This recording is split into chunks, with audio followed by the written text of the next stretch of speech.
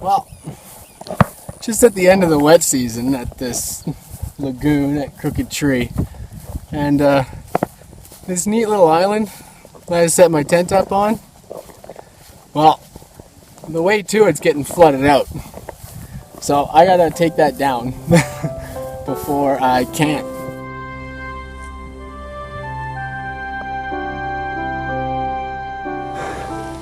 The second time, because I didn't push record the first time. When I asked the guy if the remnants of the cleaner was going to affect the carburetor again, he said no. That's not true. So now I got to pull the tank a third time in 4 days and clean the carburetor because it's not getting any gas. And I think I know why. And if it's more than that, man, it's broken. There's a new spark plug in it. Dang.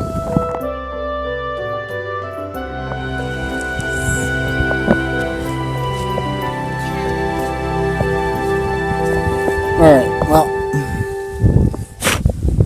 The oil's too greasy. I think it's just dirty again. I'm looking at this black crud right here. So, draining the tank isn't like too bad, other than it requires suction to drain. So I literally have to like, and it's not coming out very fast, and it's pretty full. Well, in terms of mechanic ability, I've only ever seen this thing apart once, and that was 2 days ago, and I didn't even do it. So I don't know, I'll probably put it back together the right way. So if you look very carefully, you will see that it is now dark outside. And unfortunately, it's not back together yet. I did manage to get the carburetor back together with no parts left over. So I think I did it right. But we're not going to find out till morning.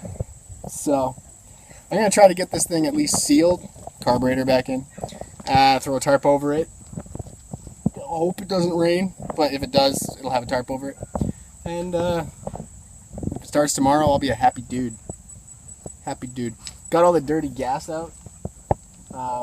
So wishing and hoping, man. Wishing and hoping.